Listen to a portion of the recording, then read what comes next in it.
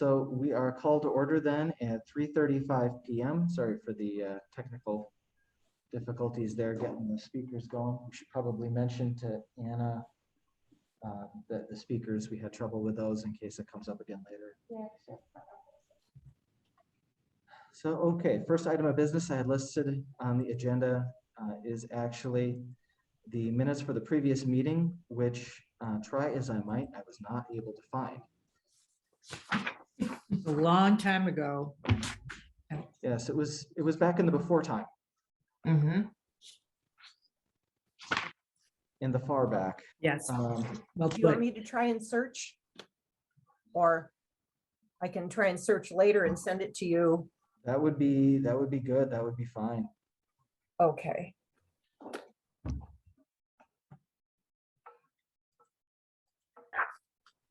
And we'll be getting to the bricks here, but also, do we have any of our non-committee members that would like to address the committee about something not related to the agenda?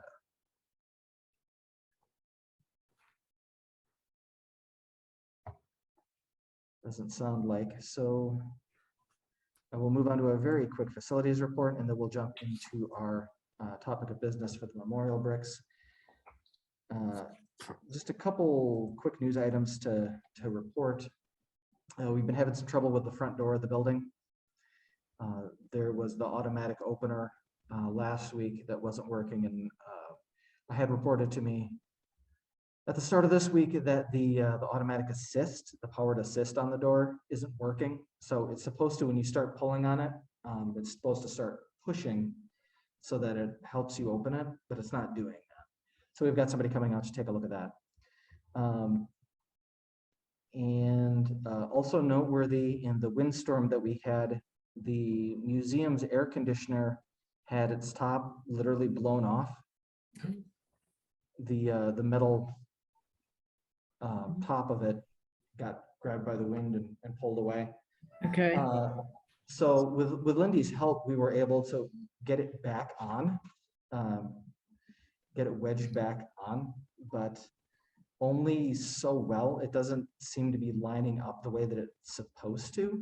So we've got our HVAC folks coming out to take a look at that, just because, you know, if we can't line it up the way it's supposed to, then it's hard to get it anchored back down with the bolts the way that it ought to be. And we don't want it blown around the yard again. Once was enough. Especially with winter coming. Yeah. Plus, you know, I do want them to come out and take a look and check and make sure that nothing got damaged while the lid was off. You know, so hopefully everything's fine and they just get it resituated. But those are the main building news items that we have that pertain to the annex. Thank you, Eric. Okay. And then next item up that I have, of course, is the bricks on old business. And the bricks in question are the memorial bricks, the ones in front of the annex building. There's the arc of benches that curve around them, as well as the handicap ramp. It sounds like there's about, Kathy, what did you say, about 30 to 40 open spots still left there? I believe there's something in the 70s. Adrian went out and counted them. We were hoping to keep those bricks that line the sidewalk to use as memorials for any of the founding board members of the museum. But that would be our hope. Okay. So, as sent out in the information, though I think Bettina, I forgot to send it to you. There was some discussion between Kathy and Eileen, as the president of the Friends, regarding the memorial bricks out in front of the library there, specifically the sustainability of the current model for maintaining that program. The museum, as laid out in the minutes of the last meetings of the, what was it called? The Vliet Center Library Annex Committee, which was the fundraising and organizing body that raised money for the wood building. Their last meetings, they handled basically dividing up their remaining funds, resources, and responsibilities. One of those was the memorial bricks, which was a program that that committee had started. And they laid out in their minutes of their last meeting that going forward, it would be a program that would be overseen by the museum. And then that any profits, funds received beyond the cost for putting the bricks in would be divided between the Friends and the museum. And that's pretty much how it's been. It would be, yeah. Since And- then. But the question now is, this is looking like it's not a sustainable way to continue forward. Well, what's changed for the museum is we now have a paid staff member who manages this for us. In the past, we had volunteers. Judy Phillip did it for many years. Beth Kepper did it for 10 years. So we didn't have any staff expense. And now Adrian has taken this program on because it is very time consuming. So that additional expense, when I looked at the numbers, the museum was actually losing money on this. So that's when I reached out to Eileen to say, we are happy to continue, but we don't want to share the funds anymore because it doesn't make financial sense for us. We're also a nonprofit. And that's how we got this discussion going. Indeed.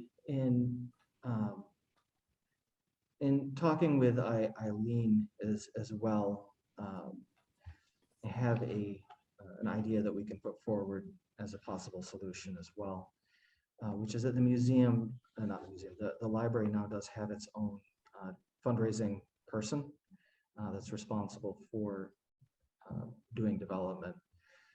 20 years ago, the reason the money was going to the Friends was that the laws were a little bit different and the library was a much different place as well. And there just was it just wasn't feasible for the library to be involved directly in that in any way.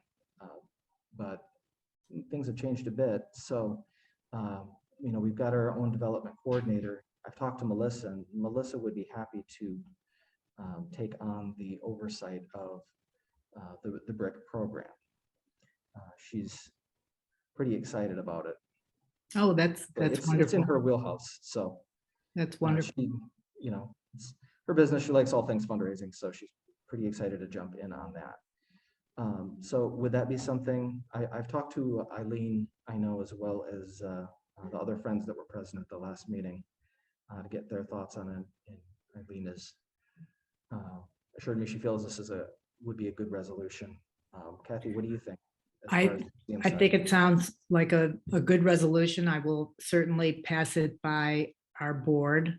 But we just felt it didn't make sense for us to do all the work behind it and then give half the proceeds to the Friends because we were doing everything. So if there was a way that you have somebody on staff that could do it, that's great. Yeah, I think. So would the library then keep the proceeds of the program? Would it no Well, longer that's be the. shared? Or? Did you guys hear Eileen? No. Okay. No. I guess my question is then if the library, if Melissa would take over the program, then she would also, but the proceeds, all the proceeds would be kept for the library. Is that what you I suppose that would be foresee? I suppose that would be the next question. Okay. We could take a look and see as far as how much time it takes up for Melissa. I think it makes a lot of sense having it with her. I suppose there's concern there taking up too much of Adrian's time, that it might end up taking up too much of Melissa's for it to continue to be, you know, an advantageous program that actually brings in funds. I know the amount of the bricks was increased to 125. That just happened a couple weeks ago. Yeah, So that's very recent. And the $30 a brick, I went back in all the emails and I discovered that that number came from the Friends of the Library. They were the ones who came up with that estimate per brick cost. So that's what we've been paying to the Friends. So Oh, I can think I if we ask you, went back, Kathy, can I ask you something? I spoke with John Hirsch, who helped to organize the beach brick fundraiser. Mhm. And I'm not sure who we've been using for bricks in the past, but he uses a company in Vernon Hills called Impressions in Stone, and they charge $22 for the engraving. Well, that's something you should definitely look into if you take over this project. Okay. I'm just sharing the numbers that I got from the people who have been running this program. Yeah. And again, it's the kind of thing no one puts in the effort to shop this around to get the lowest cost. You know, it's Yeah. been fine over time. And it's been volunteers doing it. So Yeah, well, it's so nice. And I love the brick project because I think it's so nice that people can put their name somewhere. It's such a nice it's way to great. memorialize your love for the library and stuff and the history museum. And so the nice thing is that John, who helped to run the program, they've offered to help us with organizing and moving forward in a different direction. So I just wanted to make sure we aren't in any kind of a contract, are we, in regards to the bricks with anyone? I do not believe so, but I'll double check on that. Okay, that would be great. And Because some year there's 3 bricks, some years Right. there's 1 brick. So I don't right, think anyone would want to give us a deal. sure. Well, and the nice thing is that they're still ongoing engraving their bricks with the beach. So he said he's happy to just add this as part of their order. Well, that So, would I mean, be very there- cost efficient.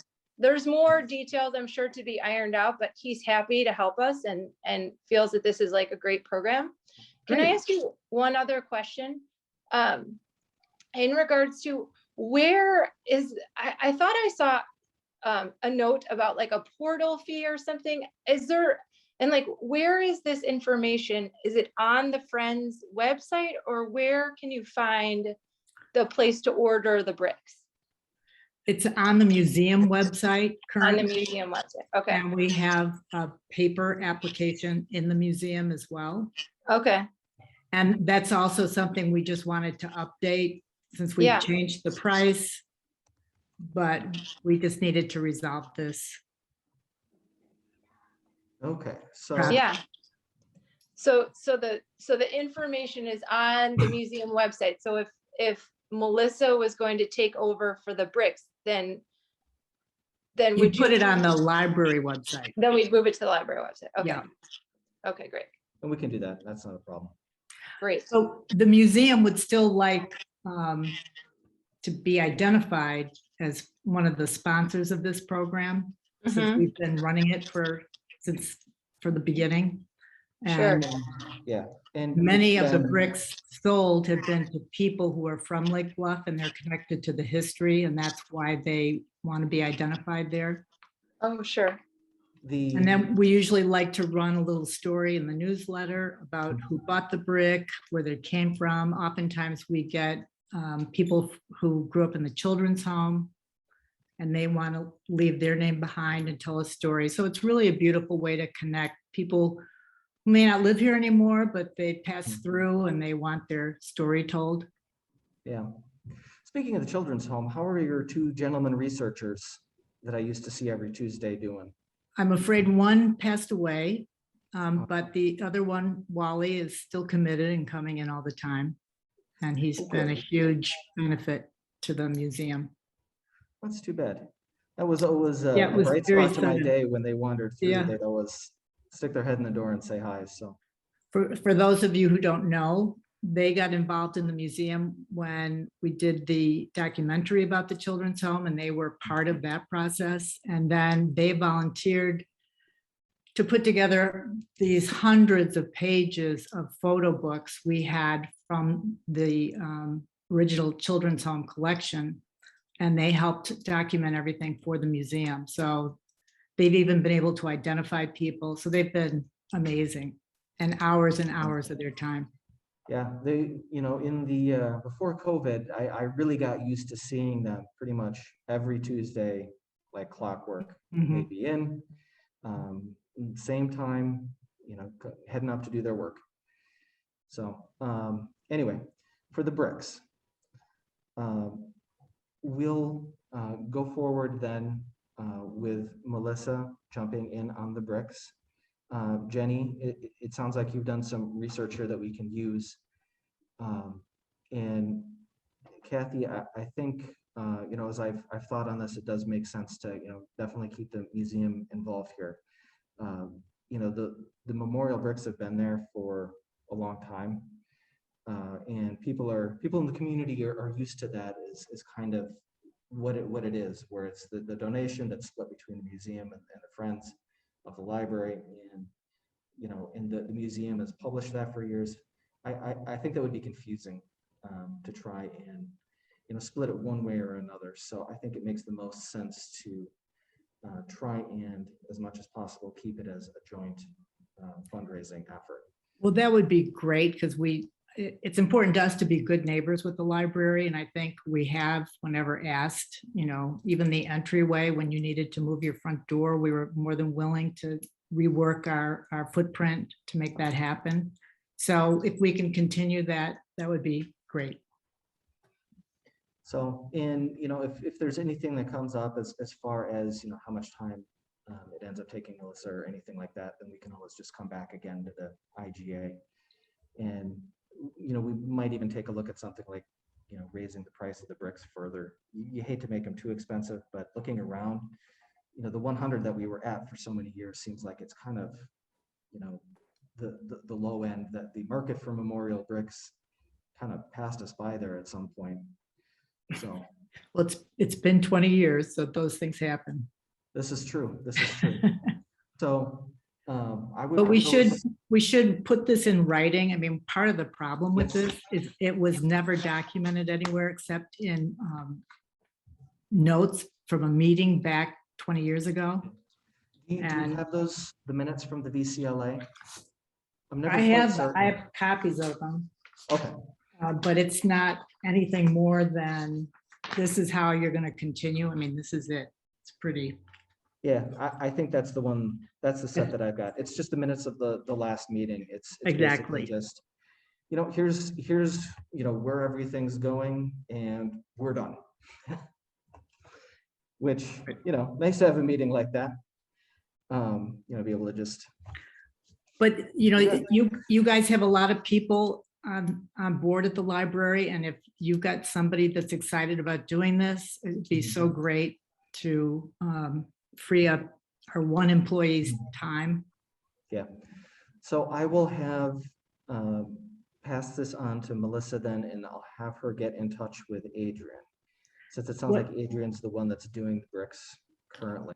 And She then is. can coordinate with Adrian to do. And what is Melissa's last name, Eric? Williams? Williams? Okay. Great. So Melissa came to us actually this last year. She was previously, what was Melissa's title at?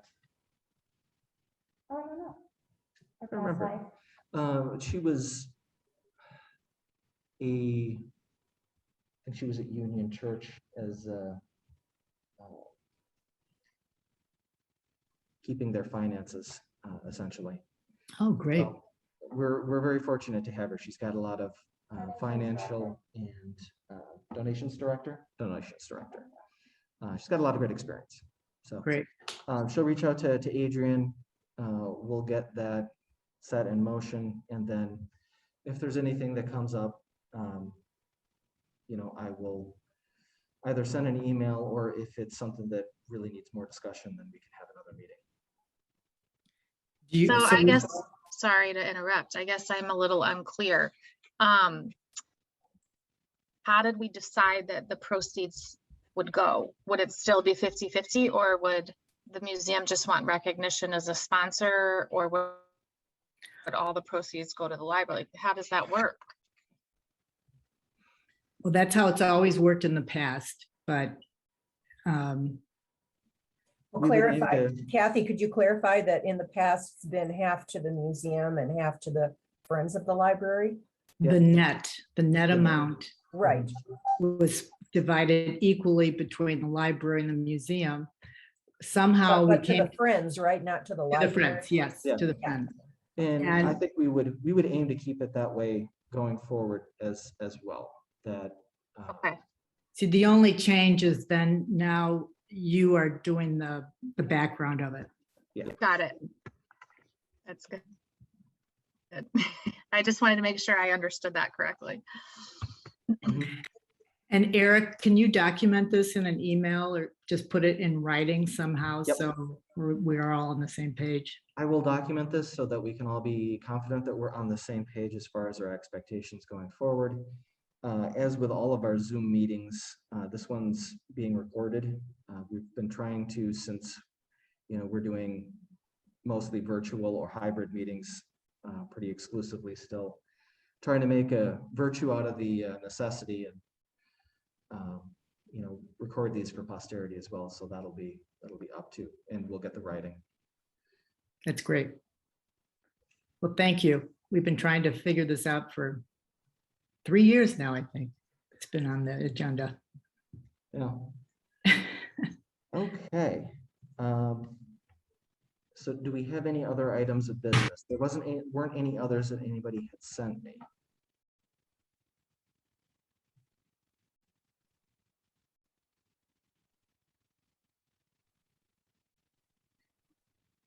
Okay, not hearing any other business. Really, the only other item that I had listed was talk about the next meeting date. I think we want to get back into habit here, meeting more regularly than we have over the last year and a half. Regular discussion is helpful.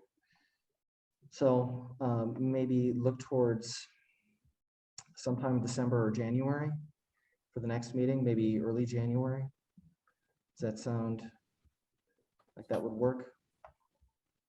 Well, since we do it by Zoom, it would probably work. Usually when we met in person, it always was a blizzard whenever we tried to get together. Yeah. So we've got more chance with Zoom now. Yeah. The library, of course, is subject to the Open Meetings Act, but we get to keep doing we can keep doing a Zoom basically as long as there's a declared health emergency. Oh, So I hate to pin anything on COVID, but if COVID would like to let us continue to do Zoom over the winter, that would be fine, I suppose. You mean If we once, have to live with once, each other. once we are no longer officially in a pandemic, we won't be able to meet by Zoom again at all? It'll violate the Open Meetings Act? Yes, Yeah, under the current state of the law, that is true. yes. I didn't realize Frankly, that. I'm well aware that there are definitely some boards on the North Shore Village and Library that I think are going to revolt when that happens. They've been on the board for only the last year or two. They've gotten used to being able to attend from anywhere via Zoom without ever having to be physically present. I think there's going to be some unhappy folks when that goes back. It certainly is convenient. I'd love to see them work it into the state law in some fashion, but yeah, as Bettina noted, right now, the way that it's worded, as soon as the medical emergency is over, you got to have a quorum physically present again. Interesting. are you going to pick a date, Eric, for the next meeting? Or do you want to do that now? We can take I a would, look I would now. assume you're talking about January 2023, right? 22. Oh, so just like in a couple months. In a few months. Yeah, Okay. 3-4 months. That's about how often we should be meeting. Really? I don't remember ever meeting that often before. Do you, Kathy? No, We we've met rarely hit that. quarterly. I don't even when we remember it being could. that often. Well, the very end of these minutes from the VCLA closing out their funds was the advisory committee is in the formation stage. So this came out of a result of the VCLA distributing all the funds, closing down, but it was to keep the communication between the library and the museum open and the village as a intergovernmental group. Okay. Because there was a question, if somebody wanted to make another donation, how you would divide the money. And that got complicated. But thanks to Kent Street and everybody, it all worked out.